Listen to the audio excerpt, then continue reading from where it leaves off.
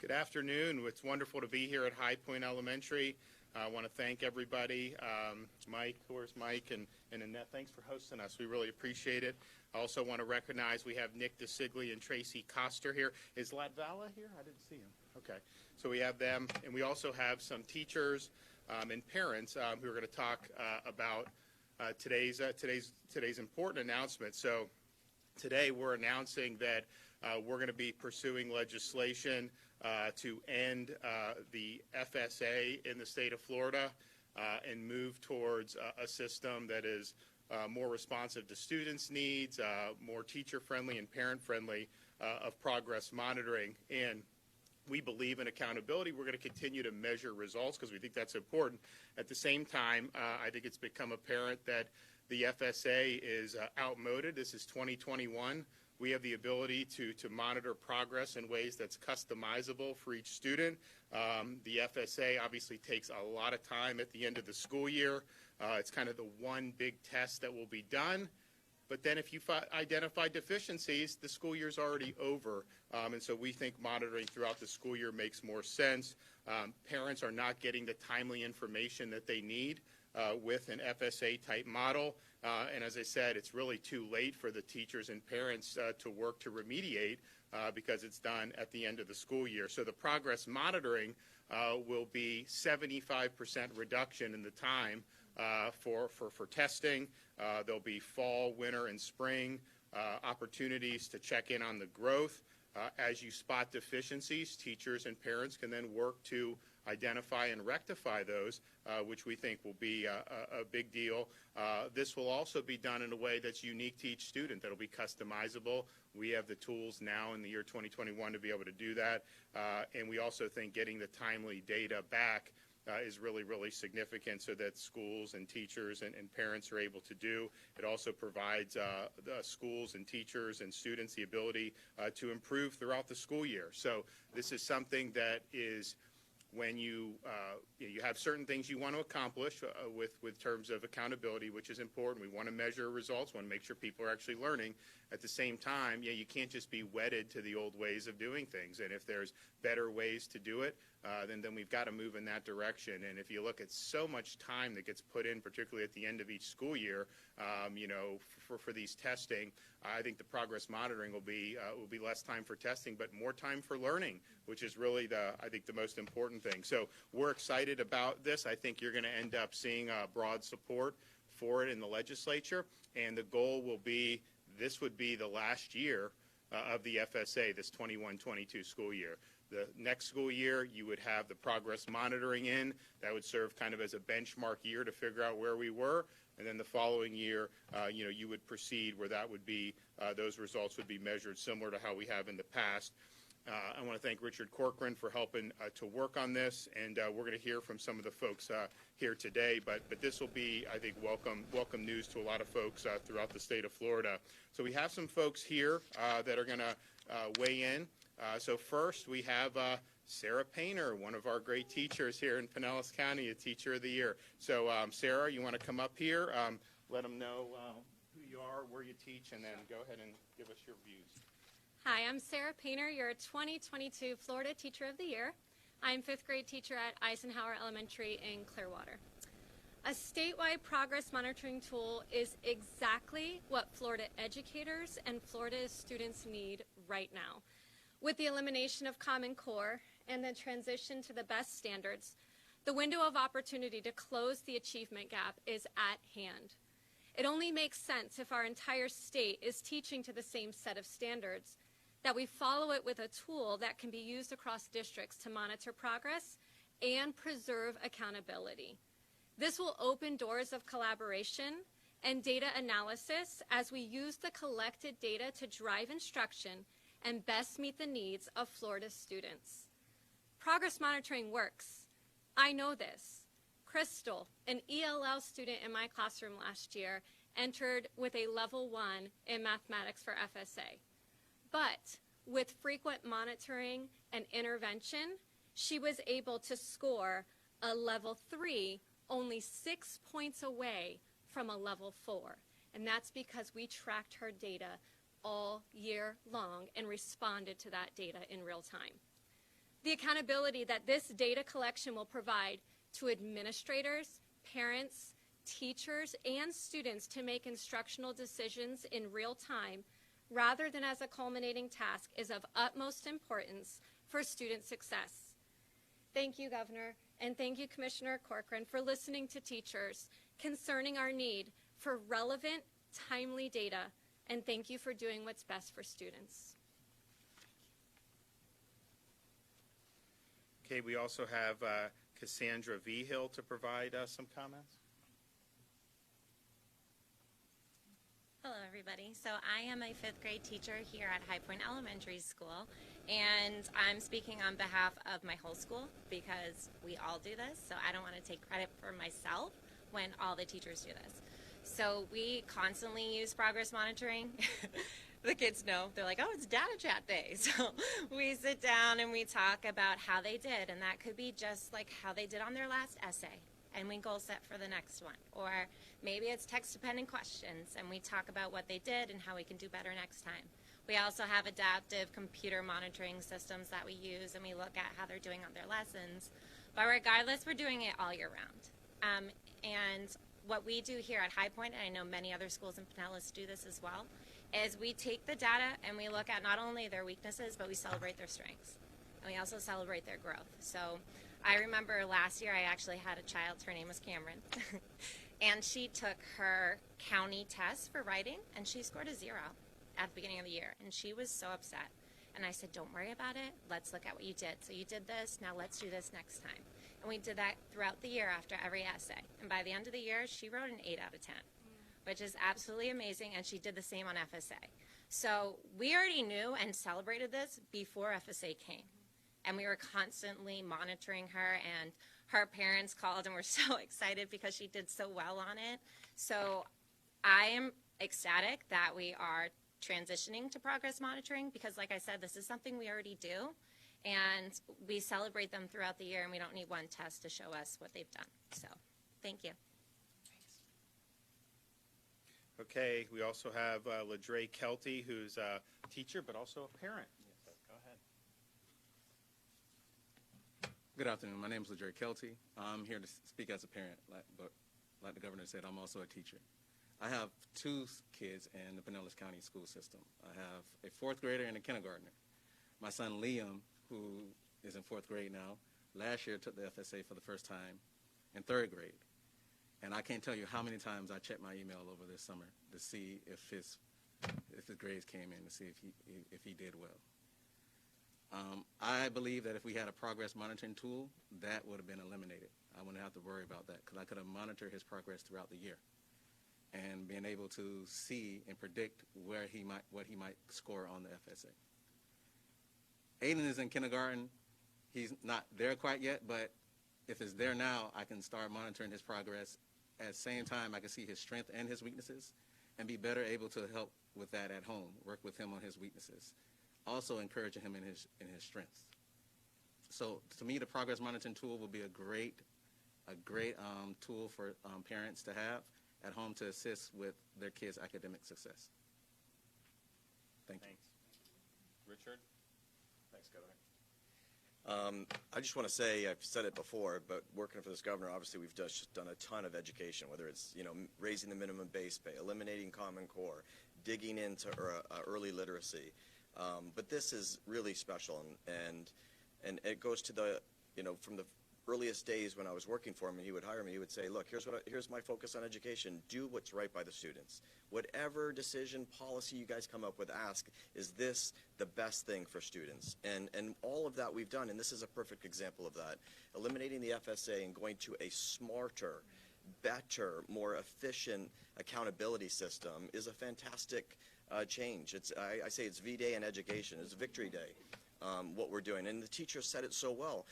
And this is how we kind of, and listen, these two, obviously, Sarah especially, we talked a ton to, but we've probably talked to over 1,000 teachers over the last 18 months. And where it kind of hit us was when COVID hit, it's a silver lining, if you want, out of the disaster of COVID, was we shut down testing that first year. We said, don't come back from spring break, shut down. And really what we shut down was from April 1st to the end of school year, which is pretty much where we utilize almost all that time for testing. And then what we looked, though, is because everyone, as has been said, every single district utilizes progress monitoring. And so we were looking at the data because we wanted to see, hey, how did this work in the last 6 weeks? And what we noticed were two things. One is progress monitoring, more than anything, gave us a absolute good read of the situation where students were. And to the governor's point, this is 2021. We're in the technological revolution. We have algorithms for everything. Why do we have to have such a laborious, long exam when we have the technology to use and pick up what we're already doing, these progress monitoring, and utilize that and protect the #1 world's best accountability system in the state of Florida? Our accountability system, more than anything else, has lifted education of Florida. We were, when accountability came to the state of Florida, we were in the bottom 5. We're #3 in the nation now, and rising. And thanks to the governor opening up schools and fighting for children, and fighting for parents to have that face-to-face opportunity, I assure you we will be #1. But the thing that accountability did was it shined a light, and the beneficiaries of accountability were low-income kids, minority kids, children with unique abilities. Our greatest gains since accountability has come have been with those children, which is absolutely fantastic. And so how do you take an absolutely fantastic thing and make it special, make it perfect, make it right? And by talking to at least 1,000, maybe more teachers, talking to stakeholders, we recognize that the time is now. We can do it. We can protect our accountability system, still have the #1 accountability system in the state, and now put into place a system that parents can love, and parents can get the feedback from the teachers as they get the feedback, and the students. Only progress monitoring allows you to go from a 0 to an 8. Only progress monitoring takes this school and rises it up to an entire letter grade. That's what progress monitoring does. And now we can use that as the basis of our accountability system. It's a game changer for students, parents, and for teachers. And so, Governor, thank you very much for this initiative. Look forward to helping and working with these great legislators to get it done this coming year. Thank you. And we're proud to be rated high. What was the 3? Who did that ranking? I remember you showed that to me. Yeah. Is that U.S. News or? Yeah. Yeah. And then we actually just on Monday, University of Florida was ranked #5 nationwide for public universities, and so they were basically, I think, 10 years ago they're like 19th, and now they're 5. Texas and Georgia Tech and some really good ones, and in the same classes, universities like Michigan and Virginia and UCLA, which have been around for a long time. Not sure that's going to impress Alabama this weekend, but one can always hope that we have good things. But we think this is really important, and we also think this is continues to build off a lot of the success that we've had. Last legislative session, we were very proud to be able to do $1,000 bonuses for all principals and public school teachers in the state of Florida as a token of appreciation for all the hard work during COVID.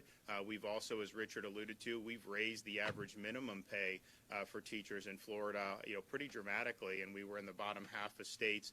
Now we're in the top 10 and maybe top 5, depending, because the numbers always change. But bottom line, we've made huge improvements on that. We're proud of doing that. We're also proud of some of the things we've been able to do to foster apprenticeships and skilled trainings, skills-based education. You have kids all across Florida now that can get certified in some of these things, and it's not mutually exclusive. They'll take AP classes and they'll do it, but if you look at some of the job opportunities that you have for things, especially in Florida, they need folks that have skills, and you can earn a very good living, and of course, you won't have to go deep into debt. Now, we're proud of our state universities. They're very affordable. We hold the line on tuition. We defended bright futures and make sure we safeguard that. But some of these other universities, you go deep into debt, and then some kids are just told you have to get a degree. Then they end up getting a degree in zombie studies, and then they end up not having the C's part for them when they get out. And so all we're trying to say is there's a whole bunch of different ways to be successful.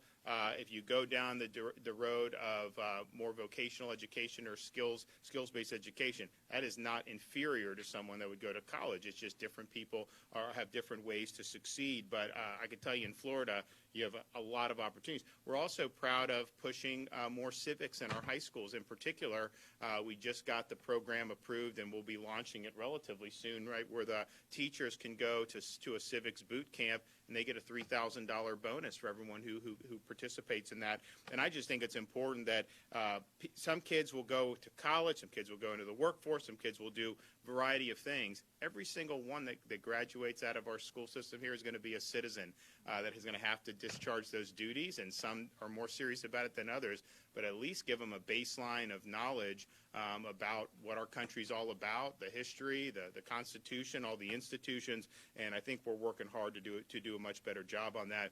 This announcement today is going to be move us in a direction.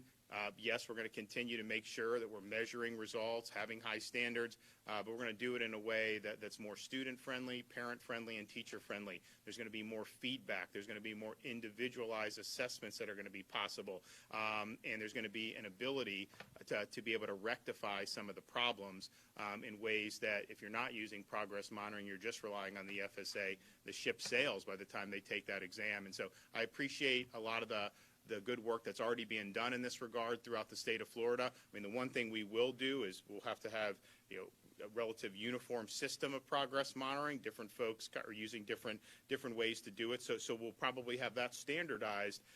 But at the end of the day, this is going to save a lot of time. It's going to provide more opportunity for learning. It is going to save money. I mean, look, I'm happy to use resources where it's going to make a difference, but it will save money, and I think it'll end up providing better outcomes. So we're glad to be helping lead this effort, and we appreciate all the good work that our folks are doing up and down the state in terms of our schools. And with that, we can take a question or two. I'm wondering, you've used FSA tests over the years for so many things, for grading schools, evaluating teachers, deciding whether a third grader should be ahead or not, graduating high school. What will happen to all of that without these test results? Will there be some new model that takes its place, or will you reconfigure the way that you do these? Well, Richard, actually, Richard can probably talk to that in terms of. That's what we've said, Jeff. The accountability system and all that it measures is unchanged. All we're doing is taking progress monitoring that's already going on in all our districts and using that instead of having this laborious end-of-year examination. And so all of that is unchanged. But how do you get a school grade? Because we're going to have the final progress monitoring will be given in the spring, and we'll utilize that to do all of the accountability. Will you still then have like third grade promotion and retention dates? Everything stays the same. Governor Wolfson, I know that Sarasota and Oakburn school districts responded to the letter. I'm talking about mask mandates. And they said that they are standing by their policies and that they don't believe they're breaking the law because they have a medical opt-out. Well, I think it's important to point out because, obviously, this is something that some of these school boards have dived into. But if you look around the state, you see numbers for COVID declining everywhere. Pinellas is doing better than Hillsborough, and they obviously have different policies. You look at the same thing in different parts of the state. So at the end of the day, this stuff's going to work its way through the courts. The legislature acted last year providing substantive protections for parents. A lot of parents feel very strongly about it. Our goal was to try to empower the parents to make the best decisions they could. At the end of the day, though, we were comforted in that idea because just like last year when we got the in-person schools, we knew how it was going to go because we had data that accumulated around the world and even in the United States that shows that the schools were not a source of community outbreaks. And that is abundantly clear in Florida this year, even more so, even though we already knew this. Schools open basically the wave has gone almost straight down since the schools opened. I mean, we peaked in the middle of August. Schools came back in the middle of August, and now you're seeing, really significant declines, particularly in the hospital census and the hospital visits, and that includes pediatric admissions and pediatric census as well, which is always very low compared to everything else. But nevertheless, it was something that was talked about a lot in some of the media outlets. So that's just the reality. We also knew this year coming in that having a forcible policy where parents weren't given the option was not producing better outcomes, because we had a whole school year under our belt where many school districts in Florida, didn't have a forced policy, a mandatory policy, charter, private, there was a mix, and the results were very similar. And I think that's what we're seeing play out right now. This is what we had anticipated. And so at the end of the day, the case is going to resolve itself in our favor, I think, in the First District Court of Appeals. But the important thing is these numbers are going down. It's also important. I think everyone acknowledges now that this Delta variant is not more dangerous for kids than the Alpha was, which is obviously good as a parent of 3 young kids. That was a concern of ours when this first happened, and the data has always been very, very positive. I mean, that's just the reality. So that's a good thing, but I think that the trend has been really good, and so you bring millions of kids back into the classroom, and the numbers are going down. So it just shows that schools should never be targeted for closure or any of this stuff with respect to COVID. Look, we don't know what's going to happen in the future. I mean, these things obviously have gone up and down in cycles. But in Florida, we're going to make sure parents have the ability to send their kid to school. But in some of these other states, when they start seeing waves like we've just seen, I do worry that they may try to close the schools, but somehow they're targeting schools without any underlying data to show. So we've continued to see numbers decline. That's a really good thing. We're going to talk a little bit more about it later in the week, but our focus on early treatment with the monoclonal antibodies has made a real difference. I mean, our admissions today are the lowest they've been since the middle of July, and it's fallen very, very quickly. Over the last many weeks. We had a big decline today, Monday, Tuesday, which usually you don't see much change in the census the way the hospitals operate, and so we anticipate continuing to see strong declines in the hospital census and fewer people being admitted. We actually, once the word got out about, hey, there's actually something you can do if you're high risk, if you get this treatment, you can get the symptoms resolved. A lot of times we've had great success, but as the word got out, more and more people started going to our sites, which was great. We've actually seen now in the last week, we've seen a decline of people going. More people know about it now than ever. I think that's a positive sign, because I think it means there's fewer people that are needing this right now because the prevalence has gone down. We're gonna have it available, and we want obviously people to be able to access that. In fact, I'm going to talk to some of the monoclonal manufacturers here very soon about what's the long-term prognosis of how this works, because you look around the country.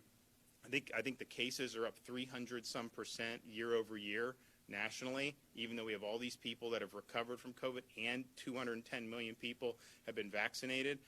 So I think that just means we've got to make sure that we're also offering treatments for folks, and so that's what we've done here, and I think it's made a really positive difference.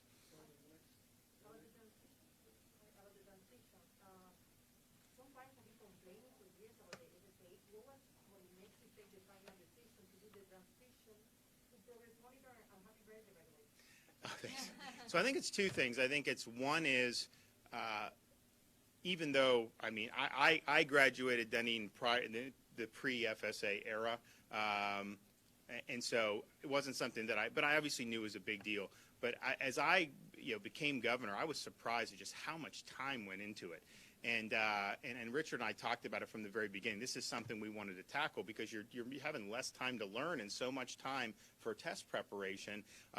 And you do need to measure, but man, you don't want to take away that. And it really sunk in when COVID happened. And Richard's like, oh, well, it's April. He's like, oh, well, it's all FSA from here. I'm like, it takes that long. I mean, so I really was, as I learned how much time went into it, I said, I want more learning and less test prep. But then I think just the fact that we have these tools now as he mentioned, I mean, you can have algorithms, you can figure out like what's the deficiency, so you can do this in a much more effective way, do it with real-time results, and in a way where parents are going to be able to work with teachers to help remediate any deficiencies. The FSA, you do it, and then if you identify deficiencies, the school year's over by the time you get the results. And so this just seems like it's much more sensible, and I appreciate Richard and I mean, we've been talking about this really for the past year and a half probably. Last legislative session, we really focused on the early learning and the teacher bonuses, which was important. This is going to be our primary education reform initiative for the upcoming legislative session. One more.